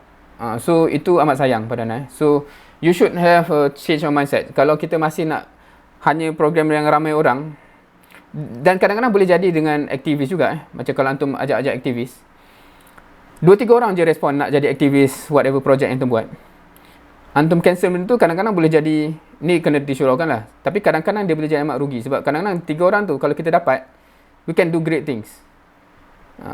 So you have to think about the result dan the impact. Jangan fikir program tu nak ramai tak ramai. So that's where kita kena ada mindset shift lah kan. Sebab kadang-kadang orang yang betul nak tu rugi lah kalau you tak ambil dan you tak memang ikat dan bawa. So perlu mampu bezakan nak kumpul ramai aktivis dengan nak program ramai orang. Itu pun dua beza. Kadang-kadang kalau program tu intention kita mainly kepada aktivis. Aktivis faham banyak orang yang akan bekerja bersama dengan kita. Kadang-kadang kita tak concern sangat ramai orang datang program tu. Kita concern ramai yang nak jadi AJK. Kadang-kadang begitu kan. So yang kita nak mainly yang AJK tu, bukan yang pendengar tu. Contoh. So you have to inilah kan. Target ramai orang dengan nak ramai orang baru jalan. Itu pun berbeza. Mungkin kita memang target nak ramai orang, tapi kalau tak capai, Janganlah sampai kalau tak ramai tak jalan. So dia dua benda berbeza tu. Beza juga target jumlah aktivis dengan target jumlah aktiviti. Tu lagi beza lah. At least kita dah buat 10 program. Tu you kena, kalau kita target jumlah aktivis, KPI you kena jumlah aktivis tu. Kita dah capai tak 5 orang yang bersama dengan kita dan akan continue bersama dengan kita. Contohlah. Target impact dengan target jumlah program of course beza. Target jumlah aktivis dengan target jumlah peserta pun berbeza. So in the long run, biasanya aktivis tu lagi mahal. Faham ke kalau macam tu? Maksudnya orang-orang yang kita dapat rekrut untuk sama-sama fikir untuk the next program. That is biasanya more precious daripada jumlah peserta yang ramai-ramai tu. So kalau program kita tak seramai mana pun, tapi dia keep on recruiting orang yang sanggup bekerja dengan kita, kadang-kadang itu lagi mahal long term. Sebab we can do better and much bigger. Anda teringat masa anda pergi ziarah UI ke? Universitas Indonesia dekat Jakarta. Masa kita orang ziarah tu, sebab itu kita orang ziarah sebab apa tahu? Sebab universiti tu adalah universiti pertama di Indonesia yang capai level kawasan. Kalau kat Malaysia lah. Faham ke macam tu? Maksudnya dia ada YDP dia sendiri. Kalau kita macam UPM ada kawasan Serdang atas dia. Betul ke Serdang? So ini universiti sendiri dah jadi kawasan. Dia dah sampai situ. So maksudnya dia ada daripada lecturer sampai tu lah. Maknanya the whole system. Bila kita pergi sana, pada Ahad tu dia tunjuk semua program yang berjalan serentak tau. Serentak. Dekat masjid dikumpulkan semua masyarakat sekeliling, masyarakat kampus dan juga masyarakat sekeliling untuk program-program ilmiah agama. Lepas tu dekat Tasik ada senam robik untuk siapa yang minat senam robik. Kita tengok dalam satu hari, satu masa yang sama, pagi Ahad tu, 4 program berjalan serentak. Dan yang penggerak-penggerak utama dia dekat HQ tau, monitor semua benda. Dan kita siapa yang jalan ni? Semua yang jalankan ni, semua aktivis yang bukan ahli usrah. Dia orang berjaya rekrut dan bagi sama-sama passion untuk perubahan yang apa, dalam kapasiti masing-masing. Ada yang minat agama, ada yang minat senam robik, ada apa. Okey, tak apa, kita sama-sama bagi jadi. So itu anda nampak macam model yang cantik lah. Sebab dia maksudnya kita tak bebankan semua kerja kepada yang core ni.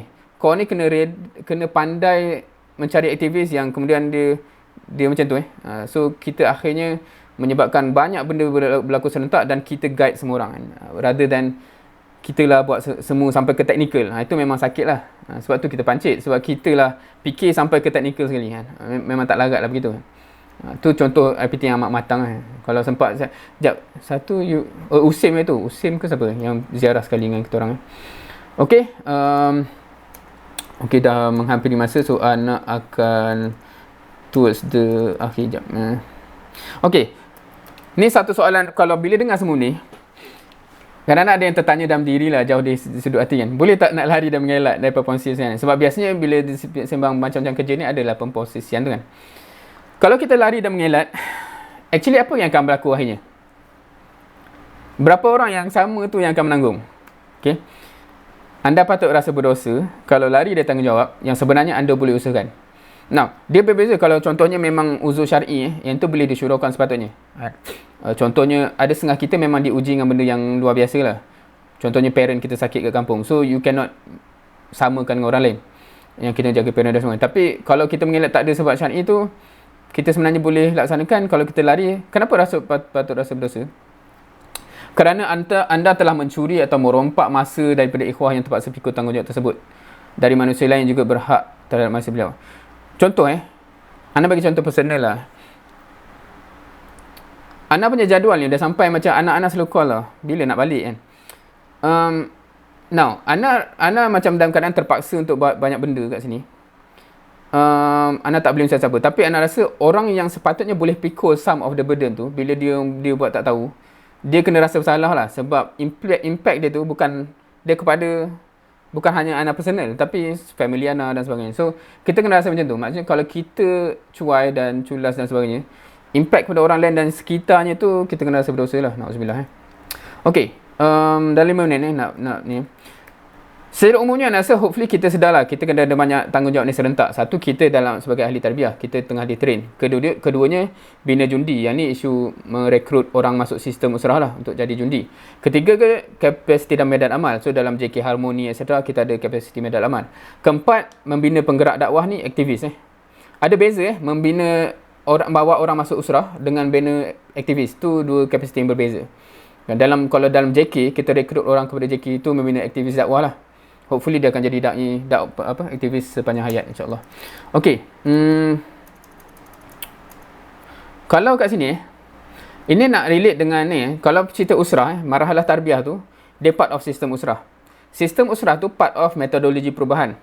Metodologi perubahan pula part of gagasan dakwah. Gagasan dakwah apa? Hatta la takuna fitnah wa yakuna din kullu lillah, ayat tadi sehingga tak ada lagi fitnah. Metodologi perubahan, kalau Al-Banna gariskan, marhalah amal. Tertib amal. Sistem tarbiyah untuk bina jundi tadi, dan marhalah tarbiyah tu berkaitan dengan isu disiplin, amal jama'i. Soalan anda ialah, harmoni kat mana? Ada jawapan tak? Sebab yang gambar ni, gambar cerita tarbiyah, gambar usrah tu duduk kat mana? Usrah tu part of sistem tarbiyah. Sistem tarbiyah tu untuk support metodologi perubahan untuk capai gagasan. Harmoni duduk kat mana?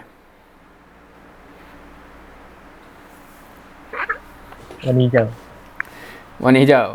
Metodologi perubahan. Dia part of cerita tu. So, dalam cerita metodologi perubahan, kita ada cerita bina jundi tadi, kalau kita ingat. Dan kita ada cerita macam mana nak create real impact to the world. Itu metodologi perubahan. So, dia tak terpisah sebenarnya. Dia dalam biru tu ialah untuk sistem tarbiyah. So, kena ada kotak lagi untuk harmoni. Untuk men-support metodologi perubahan. So, dua-dua benda tu support benda yang sama sepatutnya. So, kita tak boleh bezakan lah dua-dua tu. Bukan tak boleh bezakan, maknanya dua-duanya perlu sukses. Begitu. Ni cerita harmoni. Antum familiar dengan benda-benda ni kan? Antum kat mana sekarang? Tu satu cerita. Now, kalau tengok benda ni, mafhum dia apa? Mafhum dia sepatutnya kita bergerak daripada satu fasa kekuatan ke fasa kekuatan yang seterusnya, supaya kita boleh support perubahan tu. Isu kita sekarang, Ana rasa, sebelum ni lah, dulu masa anda tengok Ikram Siswa UIE, cara dia fikir, okey, contoh. Dalam satu-satu fasa tu ada KPI dia tau. Betul? Dan bila kita capai KPI tu, kita ready untuk pergi fasa seterusnya. Masa tu anda tengok peliknya, pada anda lah pelik. Bila pusat bagi KPI kepada IPT, so IPT kata, kita nak pilih yang mana? Kita nak buat yang mana? Anda kata, sekejap. KPI ni dipikirkan macam mana? Sebab kalau lah KPI ni kata inilah yang kita perlu capai untuk boleh melangkah ke fasa seterusnya. Kalau antum dah pilih, maknanya memang tak sampai lah ke fasa seterusnya. Betul ke?